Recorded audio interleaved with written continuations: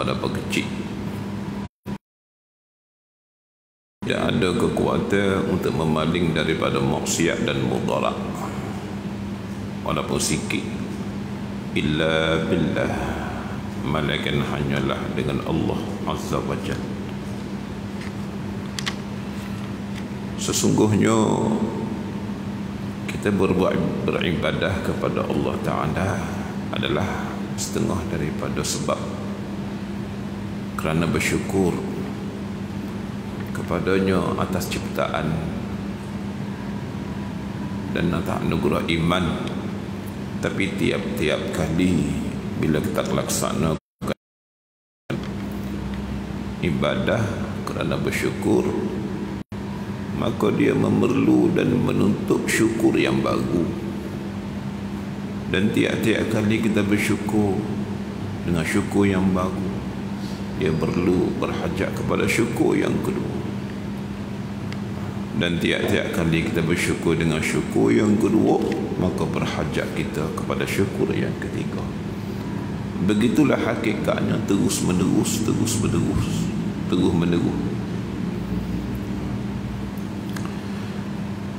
Kerana la tataharraku dzarratun illa biiznillah, tidak bergeraknya satu zarah di alam ni. Zarah-zarah ni debu di udara, bahkan lebih halus lagi, melainkan dengan izin, iaitu melainkan dengan kehendak dan perbuatan Allah Azza wa Jalla. Kalau setara debu zarah, benda yang mudah bergerak, angin berolak, tak angin tak pun dia bergerak, mudahnya dia bergerak. Apatah lagi kita yang besar, yang berdiri, yang berdisih, nak menggerakkan sendi tulang, nak menundukkan belakang, nak menetapkan pendirian, nak meletakkan anggota tujuh tempat sujud, nak melangkah mari, itu lebih susah daripada sebiji debu di zarah. Lebih besar, lebih susah daripada debu zarah yang bergerak di udara. Maka lebih sangat berhajat kepada Allah Azza wa Jalla.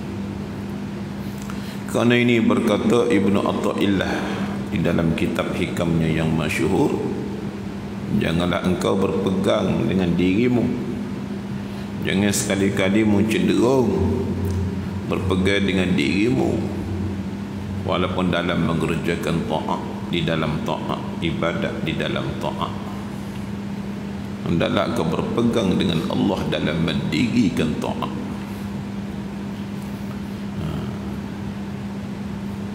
Kenapa? Kalaulah urusan-urusan lain, urusan dunia, benda yang lebih kecil berbanding dengan urusan ibadat, perlu kita bergantung kepada Allah. Apatah lagi dalam urusan ibadat yang lebih susah sebenarnya daripada urusan dunia, lebih besar daripada urusan dunia, maka lebih aula kita bergantung kepada Allah Azza wa Jalla. Jangan bergantung dengan diri kita dalam berbuat ibadat kepada Allah. Dalam arti kata, kita nak menyembah Allah pun kita terpaksa minta tolong dengan Allah.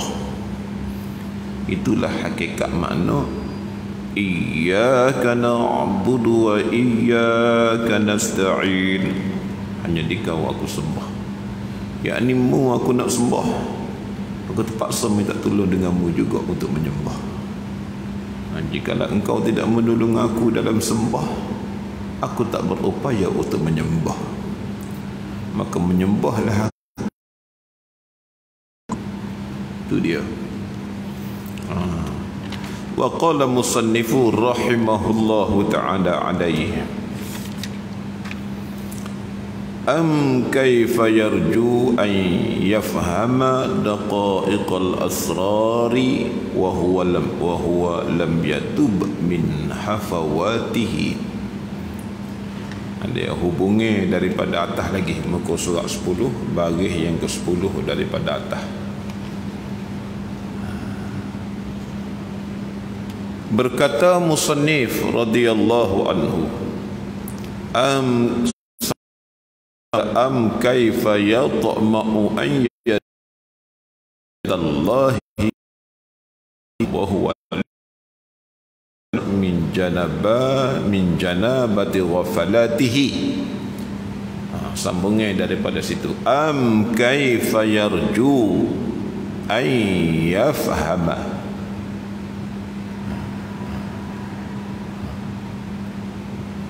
ay yafhama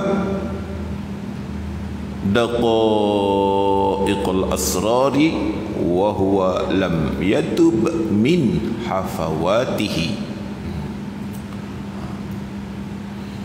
Atau betapa diharap akan segala seni-seni rahsia, padahal ia tiada taubat daripada segala tergelinciran.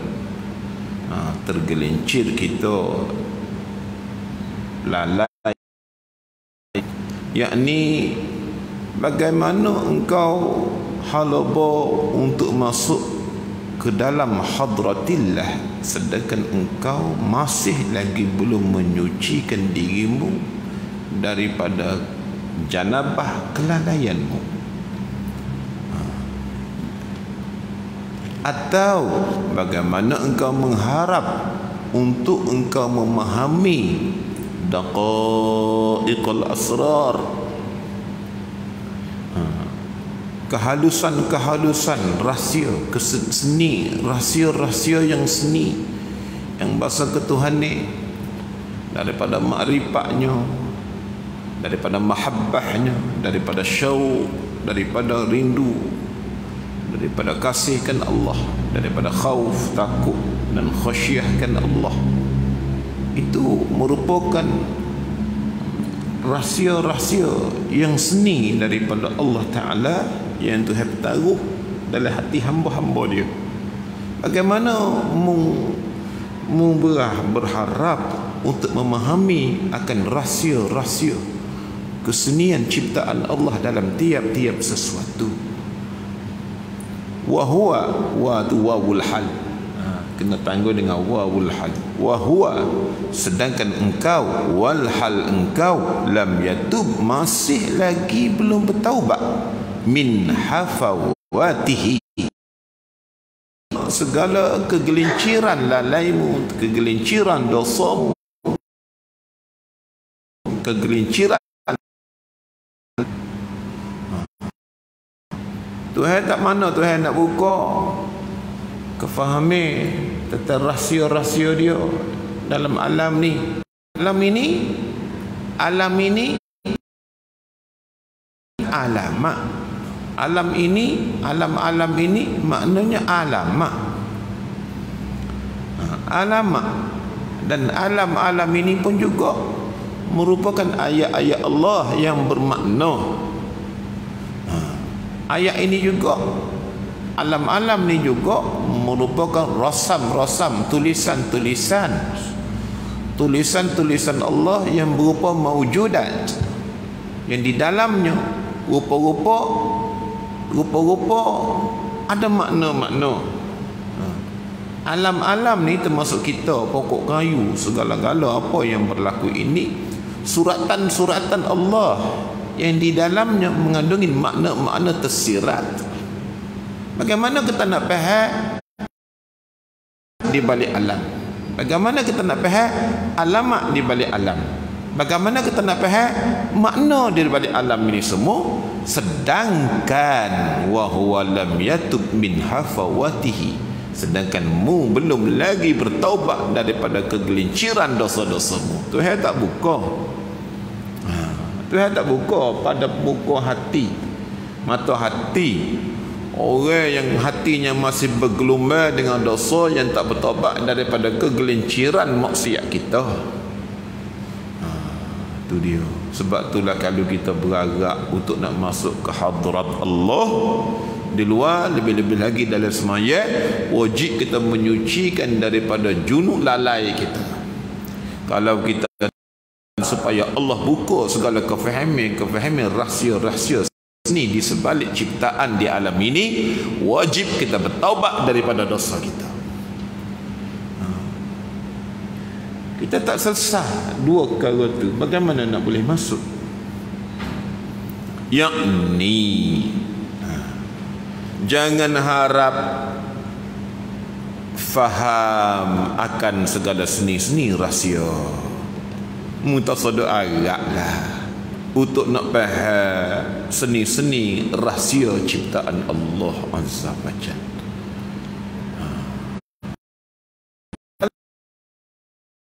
Awak ni kita tengok zahir, sedangkan di sebaliknya penuh gedung-gedung rahsia ketuhanan. Tuhan tak buka kita. Tuhan tak buka kita. Angin yang bertiup, cahaya matahari yang memancar, dianya pokok, berdirinya pokok, pasirnya air, berkelipnya bintang, cahayanya bulan, cerahnya matahari, wujudnya siap. Seluruh segala-gala yang berlaku ini ada seni-seni rahsia ketuhanan. Gedung dalam dia. Ahli makrifat dia akan menjadikan semua ini perantaraan untuk menambah makrifat. Kerana Allah Ta'ala buka rahsia-rahsia seni-seni ketuhanan dia. Bahan-bahan tu semua menambah dia mengenali Allah dengan dia, Allah dengan dia, menambah rasa hebat Allah dengan dia. Pasal apa? Pasal Tuhan buka dah ke dia.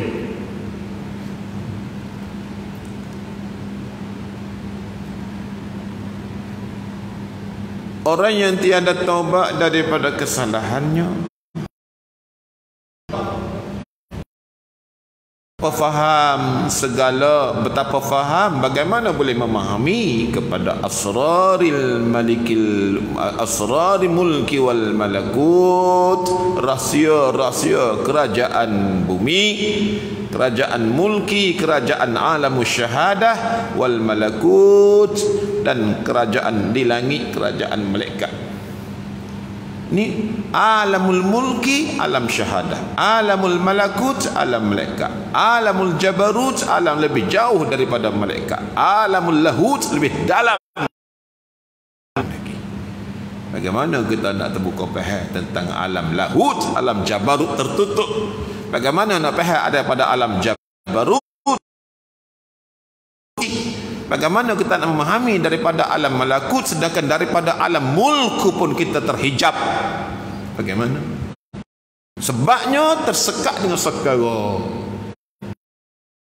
Selesai.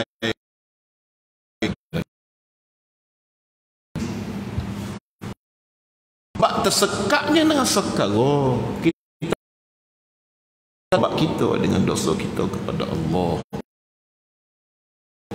Pintu istana kerajaan Allah Ta'ala Tuhan tak buka kita. Ni pemuja yang buka pintu masuk.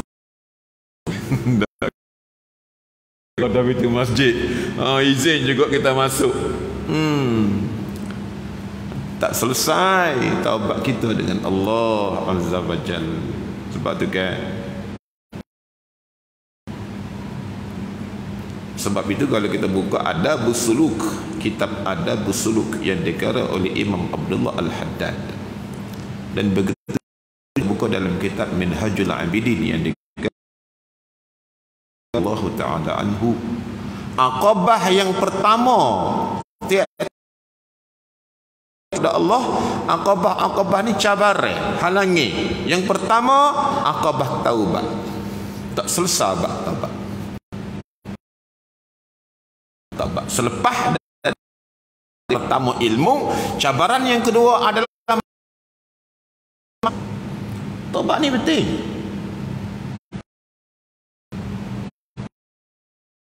Menuntut redha Allah dulu. Taubat-taubat ni kita nak padaikan hak Tuhan marah kita, hak Tuhan murih mak kita dulu. Kita buat beribadat dah, comel lah. Tuhan masih marah, kita tak tahu. Nampak tu?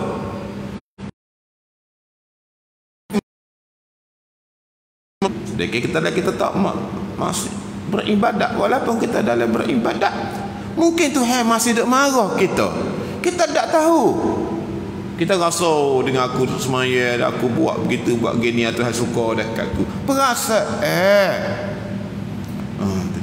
mungkin Tuhan masih marah kita. Bila Tuhan marah kita, tertutuplah pintu pendekatan, tertutuplah pintu pengampunan, tertutuplah pintu al-ijabah, tertutup pintu keredaan, tertutup pintu taubat. Dalam kita bertobat. Sebab itulah awal-awal salik pada Allah, nak masuk pintu taubat dulu, biar sempurna taubat dia dengan Allah Azza wa Jalla. Siapa yang belum masuk lagi pintu taubat, yakni tak selesai lagi bab taubat, maka dia belum masih lagi menuju ke jauh lagi nak masuk dalam kategori orang salik. Orang salikun, kalau kita baca dalam kitab-kitab tasawuf, kita akan jumpa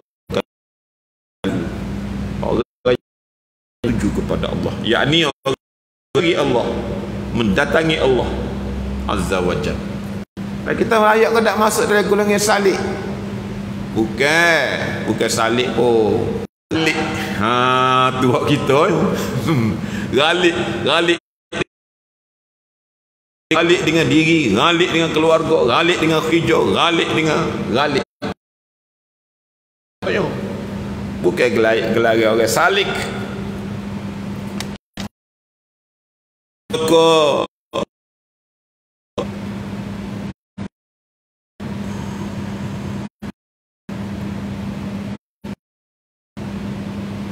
Betapa faham kepada asrar malakut, orang yang telah turun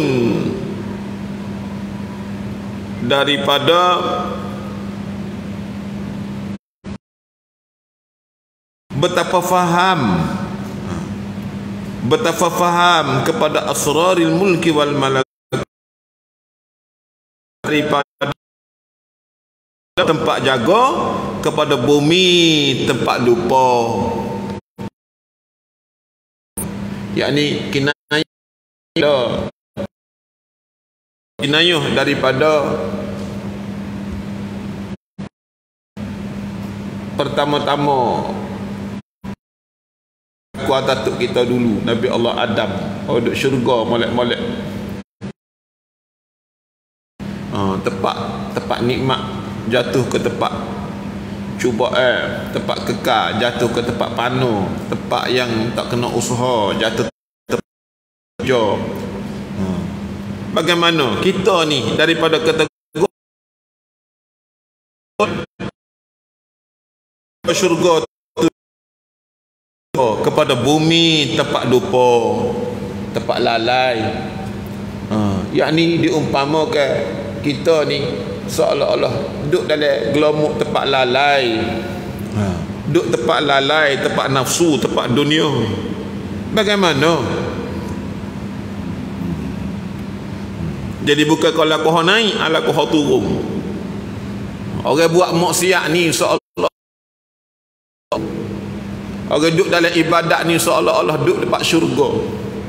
Bagaimana nak terbuka rahsia mulki wal malakut sedangkan kita duduk daripada syurga tempat lupa, daripada ibadat jatuh ke lembah maksiat.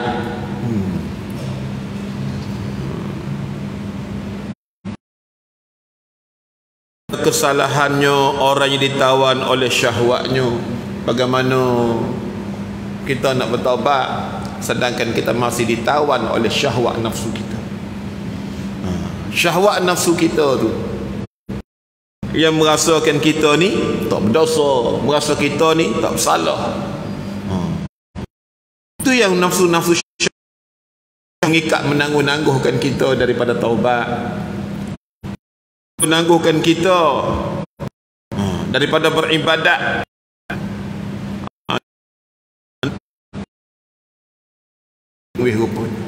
Pada Nabi kita kata, ya ayyuhan nas tubu ilallah, wahai manusia Allah, fa inni atubu ilaih mi'ata marratin fil yawm, maka sesungguhnya aku sendiri bertaubat kepada Allah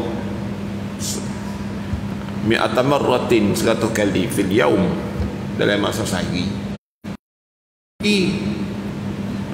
Nabi sendiri yang tak buat dosa, yang tak jatuh ke dosa, yang bertaraf maksum, yang Allah Ta'ala jamin dah ampunan atas Nabi kita, jamin dah syurga, tapi Nabi masih taubat 100 kali. Taubat Nabi ni bukan dosa, taubat hamba. Taubat kita ni taubat daripada dosa. Taubat kita ni taubat yang solihin. Taubat Nabi bukan seumpama taubat yang muqarrabin. Taubat ni jangan nanti ke dosa. Tak dosa pun kena taubat. Dalam ibadat pun kena taubat. Tak jatuh maksiat pun kena taubat. Kerana taubat ni rupa kehambaan dah. Tak nanti ke dosa. Kalau pergi buat dosa, lagilah berhajat kepada taubat. Jangan ada berasa kita tak perlu kepada taubat. Orang yang berdosa, dia berasa dia berdosa, lalu dia bertaubat sungguh-sungguh, maka dialah orang tak berdosa, kerana dosa telah diampun oleh Allah. Orang yang tak berdosa, dia berasa dia tak berdosa, lalu dia tak bertaubat, maka sesungguhnya dialah orang yang berdosa, kerana dia tak taubat daripada dosa dia. Kerana dia berasa tak dosa tu adalah dosa.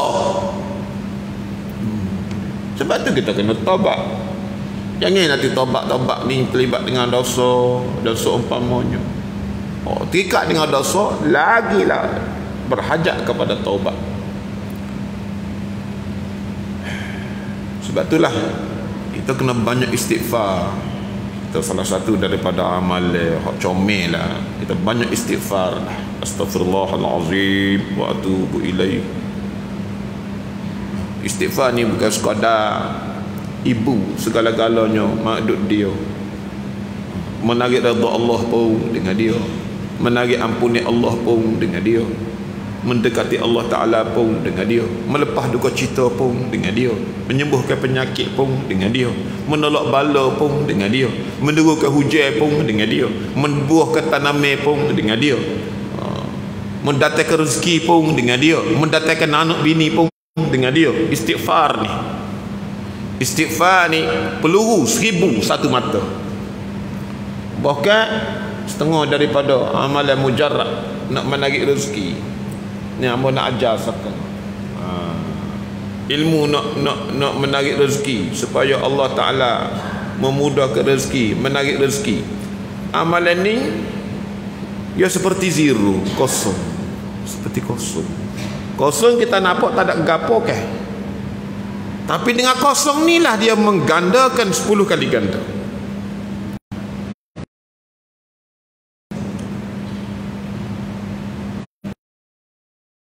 Ke mana tu? Satu dia angka. Tapi walaupun dia angka, sikit. Tapi bila masuk kosong, jadi berapa? 10. Sebab tu jangan nampak kosong sebagai kosong. Masuk kosong, jadi 10. 10 ni kan sikit. Kalau masuk angka lain, tidak banyak. Tapi kalau masuk sekosong lagi, jadi berapa? 100. Tengok kosong. Nampak zahirnya kosong, tapi dia tarik 10 kali ganda. 100. Nampak sikit. Tapi kalau mari kosong lagi, jadi berapa? 1000. Tengok, asalnya kosong. Dia boleh ganda daripada kosong tu berpuluh kali ganda. 1000. Tetapi kalau misalnya mari sebutin kosong lagi, 10,000. Berapa kali ganda? Kalau 10,000, mari tambah kosong putih lagi, jadi 100,000.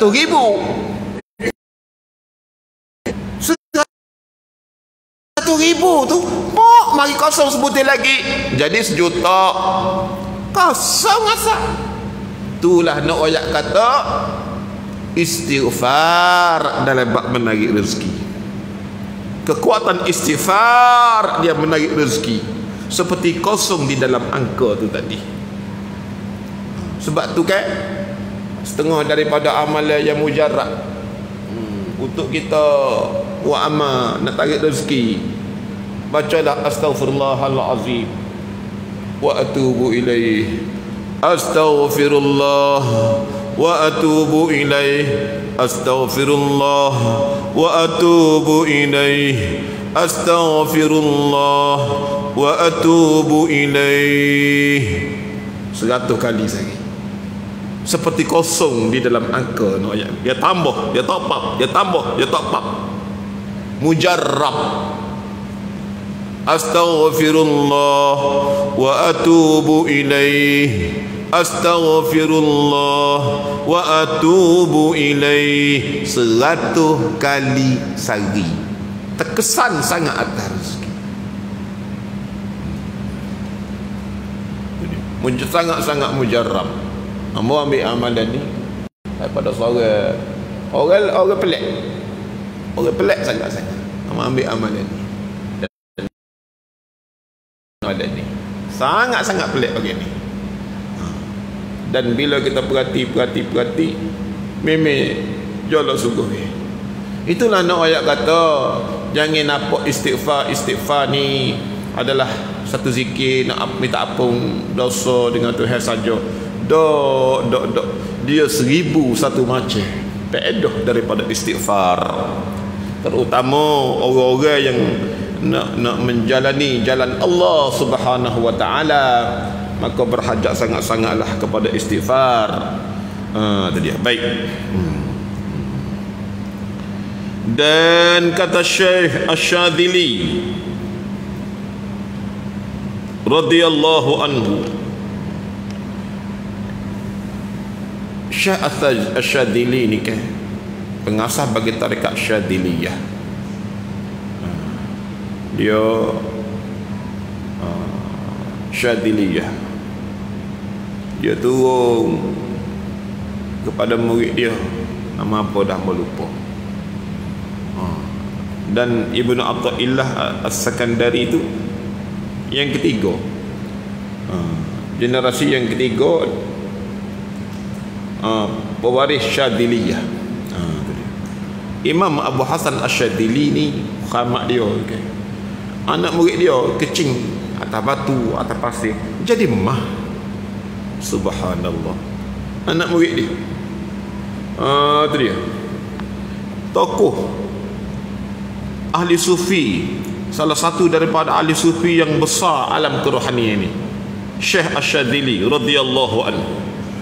Bermula bersahabat serta Allah itu iaitu dengan meninggalkan segala syahwatnya. Kalau kita nak berapat dengan Allah, nak jadikan salah seorang bersahabat dengan Allah, sentiasa muraqabah dengan Allah, sentiasa nak merasakan musyahadah dengan Allah Azza wa Jal. Syarat bermula bersahabat serta Allah Ta'ala iaitu dengan meninggalkan segala syahwat. Kita kena tinggal berhabis segala unsur-unsur nafsu syahwat. Syahwat mata, kesukaan mata, keseronokan mata. Syahwat telinga, hiburan telinga, keseronokan telinga. Syahwat mulut, lidah berkata-kata. Syahwat perut dengan makan ni apa itu ini. Syahwat. Banyak dengan kita kena meninggalkan syahwat-syahwat nafsu kita, baru diizinkan masuk bersahabat dengan Allah Azza wa Jalla. Ni kita tak tahan ni. Ni kita tak tahan ni. Dan tiada sampai hamba itu kepada Tuhannya, mana boleh kita masuk mendekati Allah Azza wa Jalla. Mana boleh Allah Ta'ala mengizinkan kita masuk ke hadrat Allah Azza wa Jalla dan mengizinkan kita untuk bersahabat bertaulan dengannya serta syahwat, sedangkan syahwat daripada segala syahwat, sedikit syahwat kita masih menebal dan tiada iradat daripada segala iradatnya, dan tiada sampai hamba itu kepada Tuhannya serta syahwat daripada segala syahwatnya, dan tiada iradat daripada segala iradatnya. Buang habis segala kehendak kita. Lagu mana buat iradat, buat kehendak. Dalam erti kata memalingkan kehendak kita mengikut kehendak Allah. Itu maksud buat iradat kita. Turut iradat Allah. Gapo Tuhan suka buat, gapo Tuhan kasih buat, gapo Tuhan kena buat. Walaupun kita benci. Gapo Tuhan minta buat walaupun kita jemu. Buat segala kehendak kita. Bahkan betul kehendak kita tu biar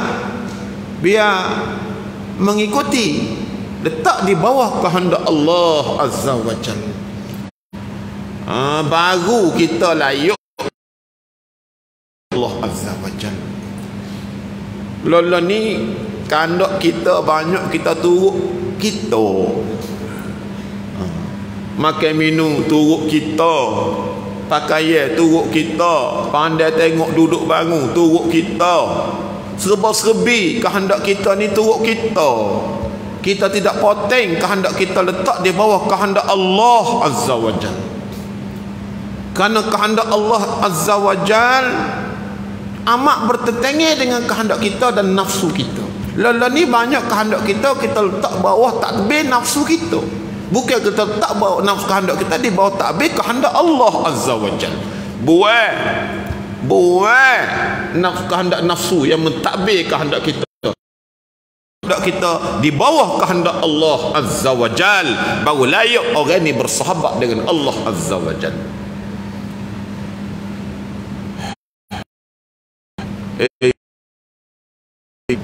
Dengar sedap nak amal pahit tahu. Pahit sungguh ni sebuah nafsu. Pasal semua dia lawan nafsu belaka. Hak besar dalam bab besar dia lawan nafsu. Hak halus pun dia lawan cara halus dalam bab nafsu. Unsur-unsur nafsu walaupun halus lawan semua. Sebab tu pahit. Ilmu ni bagi pihak nafsu. Lawan. Bukan kata bab besar-besar je kita lawan nafsu. Bab lain.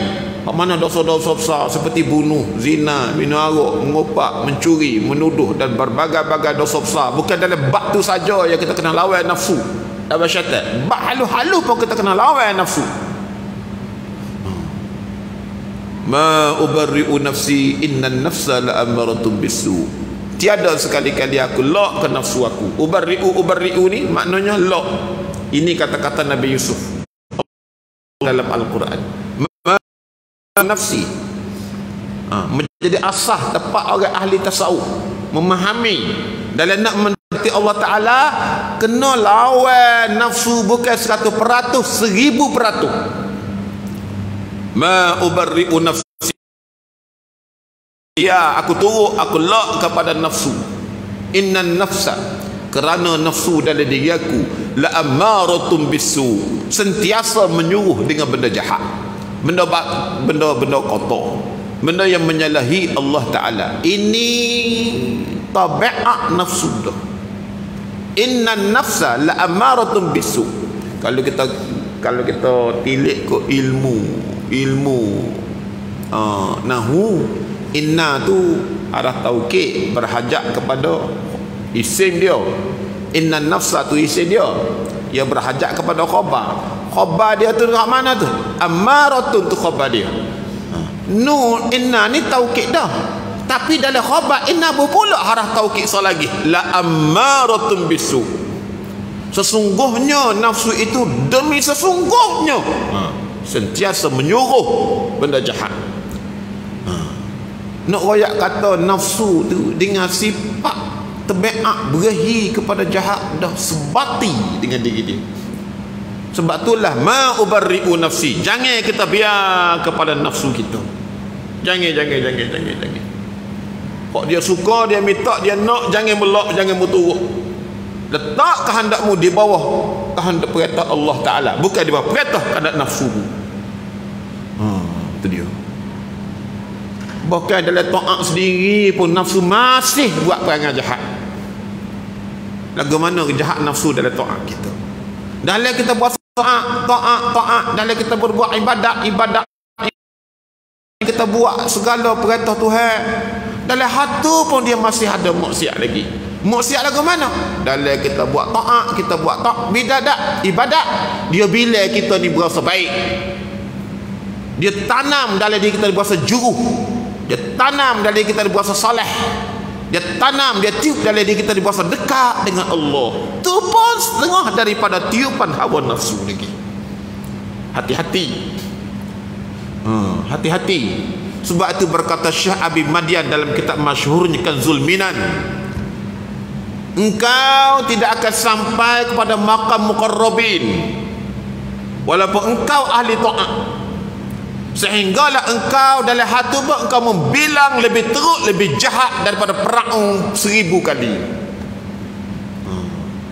Tengok, engkau tidak akan sampai kepada maqam muqarrabin sehinggalah engkau membilangkan dirimu walaupun dalam engkau berbuat taat bahawa engkau lebih teruk daripada perang 1000 kali. Maknanya dia tak siwi kita berprasangka baik kepada diri kita sendiri walaupun dalam hak kita buat taat dah. Jangan. Kenapa? Berasa baik terhadap diri dalam taat itu adalah hembusan hawa nafsu. Jangan sekali-kali mutu. Jangan sekali-kali mutu. Hembusan hawa nafsu. Bila baik, bila juruh, bila molek, meniup perasaan lagu tu dalam diri kita, itu adalah hembusan hawa nafsu dalam diri kita. Jangan mutu. Salahi dia. Walaupun beribadah, bila aku ni teruk lagi lah dengan Allah. Tuhan, aku ni banyak lagi dosa dengan. Walaupun kita kaki ibadat doh sekalipun, kita kena bila dia kata, ya Tuhan, aku masih berdosa denganmu. Walaupun kita orang dekat dengan Tuhan dah, kita kena bilang, ya Tuhan, aku masih jauh denganmu. Walaupun kita orang kuat bersyukur dah sekalipun, kita kena bilang, ya Tuhan, aku sikitnya syukur aku. Walaupun kita ahli zikir sekalipun, kita kena rasa, ya Tuhan, aku kurangnya zikir aku denganmu. Kita kena bilang kita semua lawan nafsu. Hatta begitu sekali suruh lawan nafsu. Itu dia. Apatah lagi benda-benda besar, benda-benda dosa, benda-benda maksiat. Itu nak ayat bahawa lawan bak nafsu ni ialah kena lawan bukan 100%, 1000%. Baik. Jangan kita letak bawah syahwat kita, iradat kita di bawah kehendak kita, nafsu kita. Maka murak daripada faham,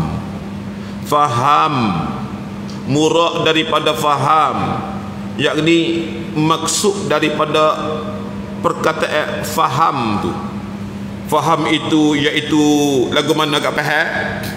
Adakah sebab kita faham arah orang, perintah orang, percakapan orang? Maksud faham dalam istilah tasawuf ni an yafhama tu iaitu nur. Bukan faham sebab kata-kata ni, iaitu nur, cahaya yang basah, yang ternaqash. Dia jawi di kampung Arab, ternaqash. Naqshu ni terpahat. Naqshu ni daripada perkataan naqasha, yang naqshu, yang naqshun, terpahat. Jadi dia kampung dengan Arab, ternaqash, yakni nur yang terpahat di dalam zihin kita, dalam hati kita. Tak kalau suci, bila mana zihin kita suci, hati kita suci, tempat itu daripada hukum faraq. Dan faraq itu iaitu yang dibangsakan kepada mu.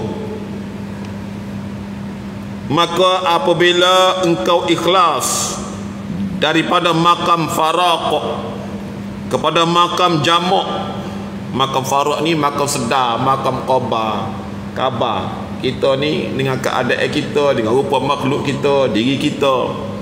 Jamak ni makam panu, makam yang bersatu hati dengan Allah Ta'ala, itu makam jamak. Dan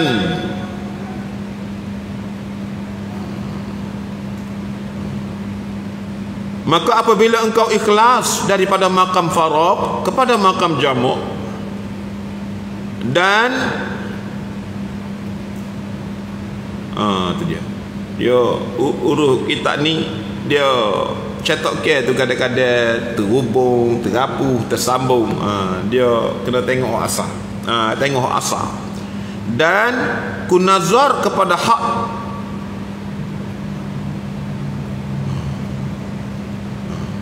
Hak dirimu atau kepada segala halmu, maka adalah demikian itu kesalahan yang menempatkan daripadamu faham akan daqaiqul asrar.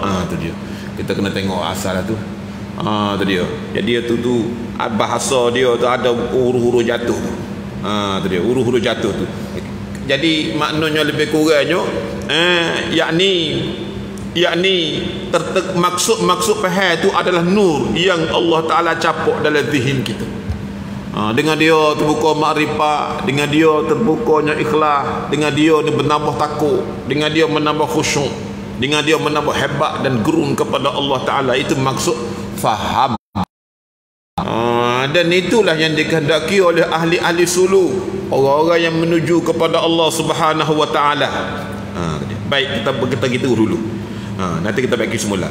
Dan inilah suatu yang telah menyebut tu.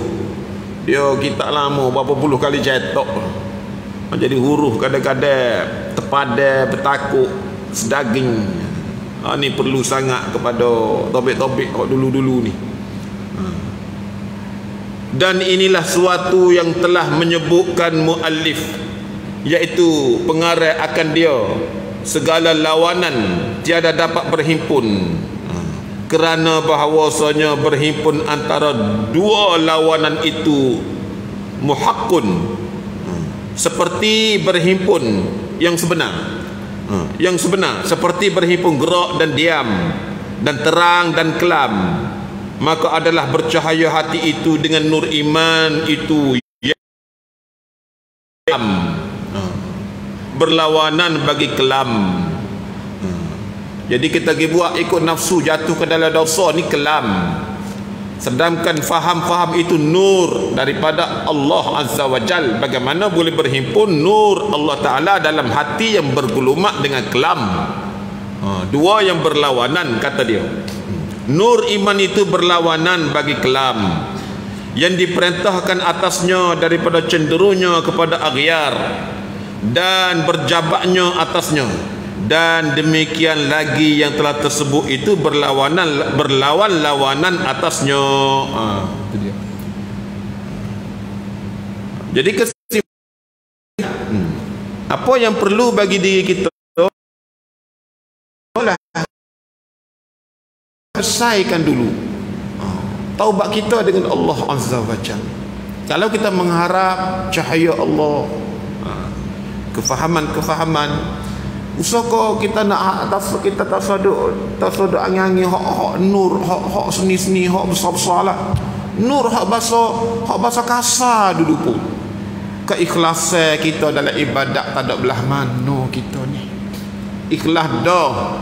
Ikhlas kita tak ada belah mana. Belum lagi ikhlas orang yang khusus, jauh lagi. Situ tu berhajat kepada nurillah dah. Situ kita tak dapat dah. Usaha kita nak mengharapkan nur dalam nur dalam nur. Nur yang bahasa awam pun kita tak cicah dah dengan hati kita. Kita tak segi jauh lah nurillah tu. Kita ambil dalam bab keikhlasan je. Kita tak jejak lagi ikhlas, benar-benar ikhlas. Kerana ikhlas ini setengah daripada nurillah. Begitu juga khusyuk dalam sembahyang. Kita tak sedaraklah khusyuk besar-besar lagi tu, seperti yang dialami oleh ahli pana tu. Nur kehadiran hati dalam sembahyang, nur pergi ke awal sahaja pun kita tak jumpa dah. Sedangkan dia adalah sebahagian daripada nurillah. Kelah rendah. Apa nur cahaya dalam cahaya tu. Apatah lagi kita mengharapkan itu. Ini sebab kerana terkotornya hati kita, terhijab dan terdindingnya hati kita dengan dosa-dosa kita yang melekat. Dosa-dosa ni hak dulu-dulu Jangan diingat dosa lolo ni, dosa baru. Dosa dulu-dulu lah, tak selesai lagi tu. Kita tak ingat, kita tak selesai, kita tak berasa selesai. Tapi Tuhan mahu ingat. Tapi tak selesai. Hajat sangat kepada taubat. Itu dia. Sebab berhajat sangat kepada taubat. Sebab itulah salah satu daripada wirid yang sangat pentinglah bagi kita, baik siapalah kita sekalipun, jangan tinggallah istighfar. Jangan tinggal istighfar. Istighfar lepas semaya yang kita sebut 3 kali tu tak padai lagi. Itu istighfar untuk nak baiki semaya kita ya, supaya Tuhan terima dengan kesalahan, dengan buat dengan lalai. Tapi kalau kita nak masuk dekat dengan Allah Ta'ala sungguh, nak mengharap supaya Allah Ta'ala campur nur dia sungguh, taubatlah. Tu dia. Tu jalan sebenarnya. Banyak mana? Banyak. 100 banyak. 300 banyak lagi. 1000 banyak lagi. 10,000 banyak lagi. 100,000 banyak lagi. Biar siapa ke satu tahap yang sangat banyak, yang paling banyak, sehingga banyak dia seolah-olah mewajibkan ampun daripada pihak Allah Azza wa Jalla. Biar banyak siapa kata tahap mewajibkan ampunan daripada pihak Allah Azza wa Jalla. Situ baru Allah Ta'ala buka nur dia kepada kita. Itu dia. Semoga Allah Subhanahu wa Ta'ala rahmati dan berkati kita. Semoga Allah Ta'ala taufikkan hidayah kita. Sekat itulah dulu, al-kaunu kulluhu zulmatun wa innama anaruhu zuhurul haqqi fih. Wallahu ta'ala a'lam wa ilmuhu atam. Aqulu qawli hadha astaghfirullahal azim li wa liwalidayya. Wassalamualaikum warahmatullahi wabarakatuh. اللهم انفعنا بما سمعنا وانفعنا بما علمتنا اهدنا إلى الحق وإلى طريق مستقيم وصلى الله على سيدنا محمد وعلى آله وصحبه وسلم الحمد لله رب العالمين.